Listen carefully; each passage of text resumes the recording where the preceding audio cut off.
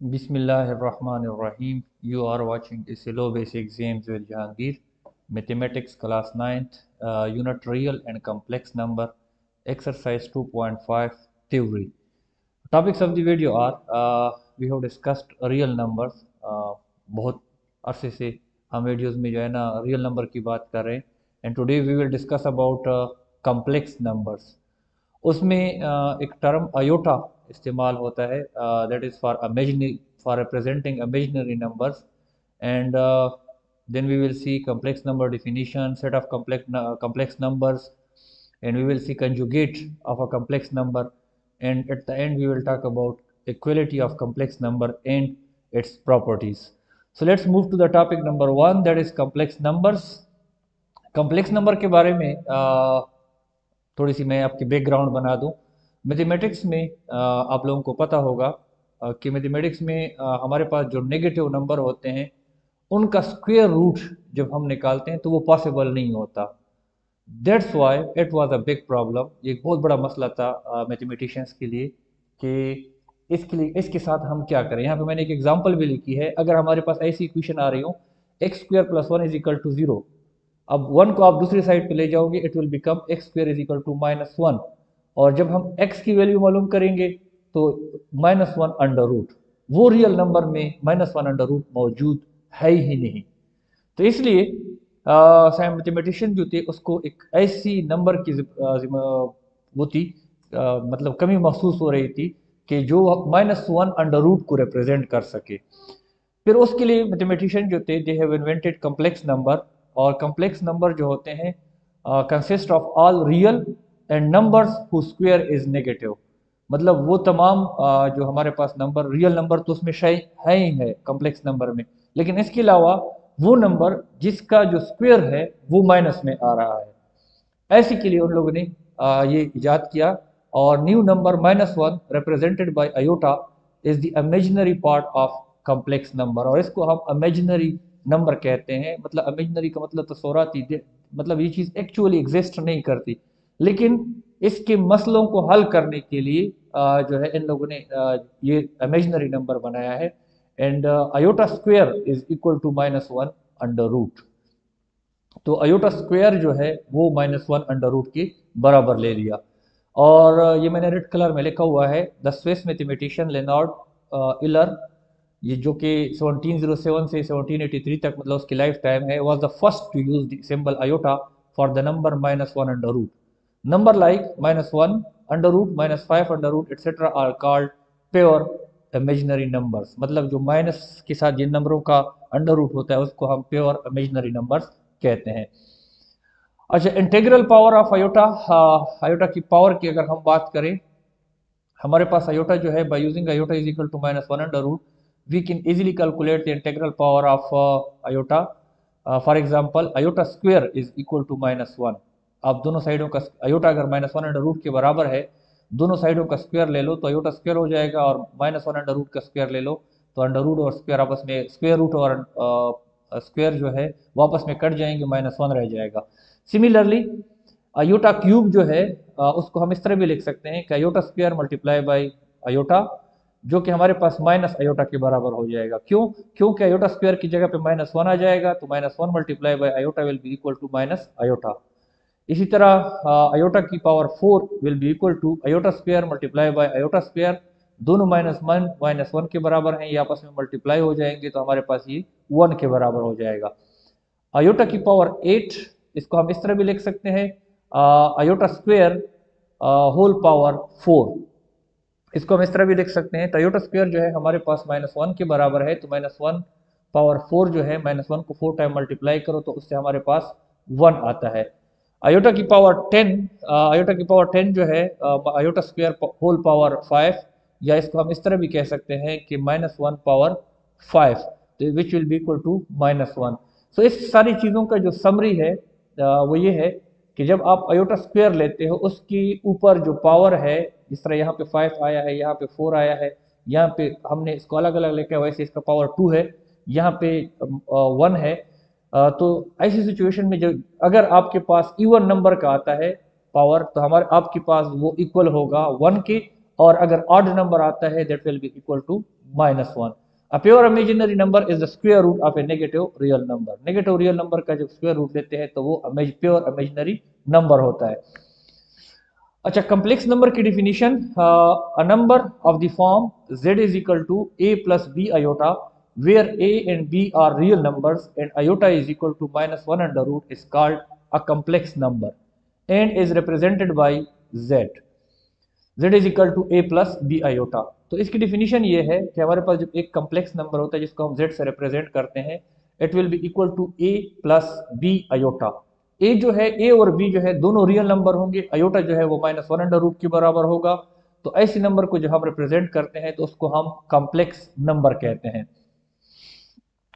अच्छा, complex number का जो सेट है, the set of all complex number is denoted by C. वो पूरा सेट जो कॉम्प्लेक्स नंबर का है उसको जब हम रिप्रेजेंट करते हैं तो उसको हम ऐसे रिप्रेजेंट करते हैं, सी इज इक्वल टू, मतलब सी का मतलब कॉम्प्लेक्स नंबर का set, complex number such that complex number is equal to, मतलब z is equal to a plus b iota where a b belongs to real number R and iota is equal to -1। तो ये पूरा set जो है complex number का हमारा बन जाता है। The number a and b called the real and imaginary parts of z। ये हमारे पास जो a और b है, एक्चुअली a और a जो है वो हमारे पास रियल नंबर, रियल पार्ट कहलाता है, और b आयोटा जो है वो हमारे पास इमेजिनरी पार्ट कहलाता है।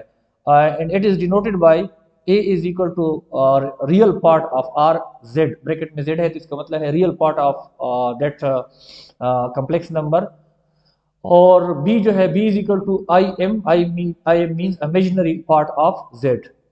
पॉइंट्स टू रिमेंबर, कुछ चीजें जो याद करने के लिए है, every a belongs to real number may be identified with complex numbers of the form a plus 0 iota taking b is equal to 0, therefore every real number is also a complex number, thus real number is a subset of complex number।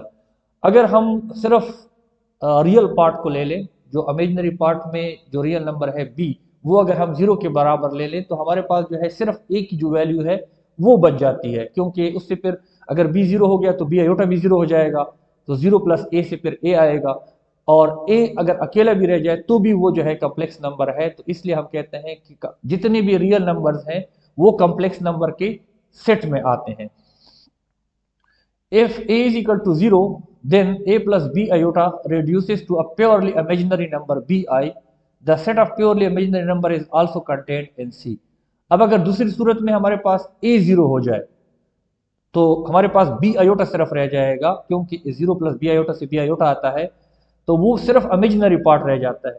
तो imaginary part जो है वो भी हमारे पास complex number का part है। तो short में अगर हम बात करें तो हम कहते हैं कि जितनी भी रियल नंबर्स हैं प्लस जितने भी इमेजिनरी नंबर्स हैं उनकी पूरी कॉम्बिनेशन को हम कॉम्प्लेक्स नंबर कहते हैं। अच्छा, दूसरी बात, इफ ए इज इक्वल, तीसरी बात, if a is equal to b is equal to 0, अगर हमारे पास a और b दोनों 0 हो, then z is equal to 0 plus 0 iota, और इससे हमारे पास 0 ही आएगा, is called the complex number 0। और 0 जो है वो फिर हमारे पास क्या होगा, ये हमारे पास तीन तरह की चीजें हमने कही कि कॉम्प्लेक्स नंबर में शामिल होंगी। जब a b दोनों 0 होंगे तो उससे 0 आएगा, वो भी कॉम्प्लेक्स नंबर का हिस्सा है, इसको हम कॉम्प्लेक्स नंबर 0 कहते हैं। रियल नंबर्स भी तमाम उसमें आते हैं, कॉम्प्लेक्स नंबर में आते हैं, और इमेजिनरी नंबर जो है वो भी सारे के सारे इसमें आते हैं, कॉम्प्लेक्स नंबर में आते हैं। अच्छा, conjugate of a complex number, if we change iota to minus iota and z is equal to a plus b iota, we obtain another complex number.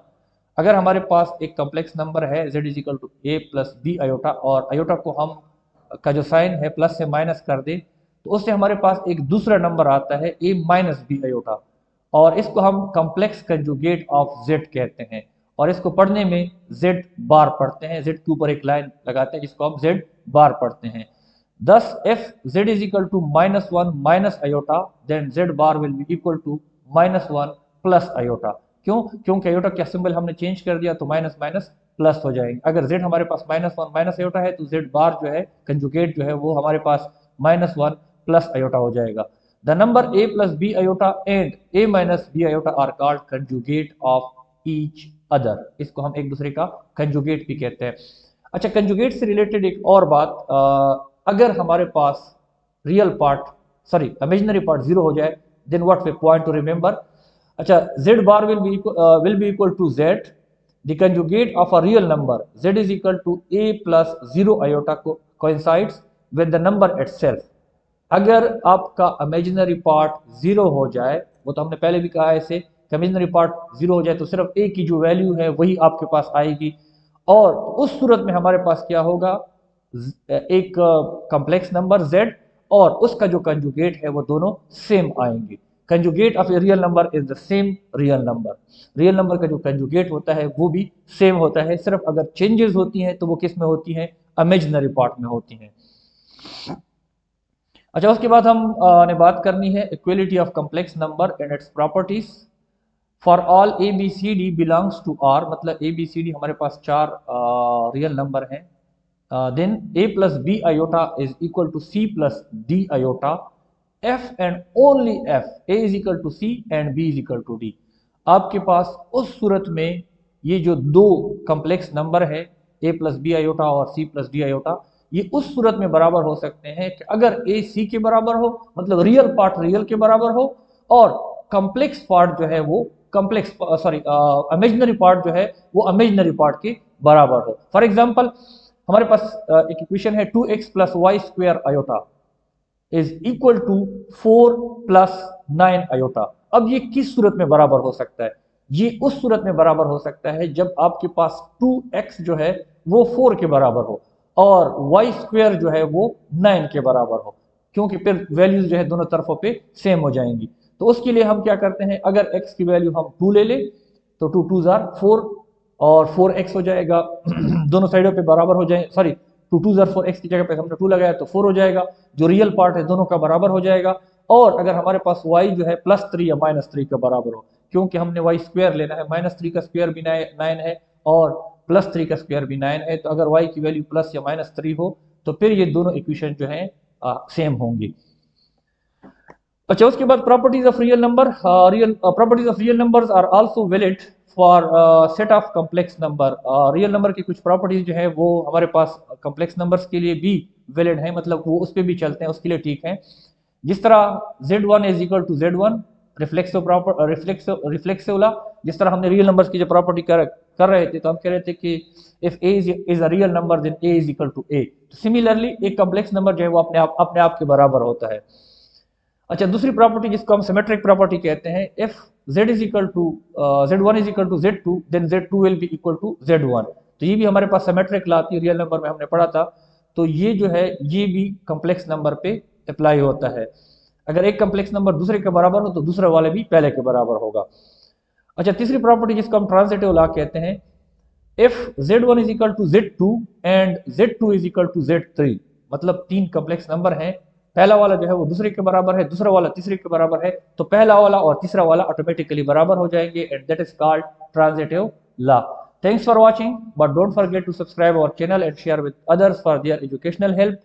मिलते हैं नेक्स्ट वीडियो में, अपना बहुत ज्यादा ख्याल रखिएगा। अल्लाह हाफिज।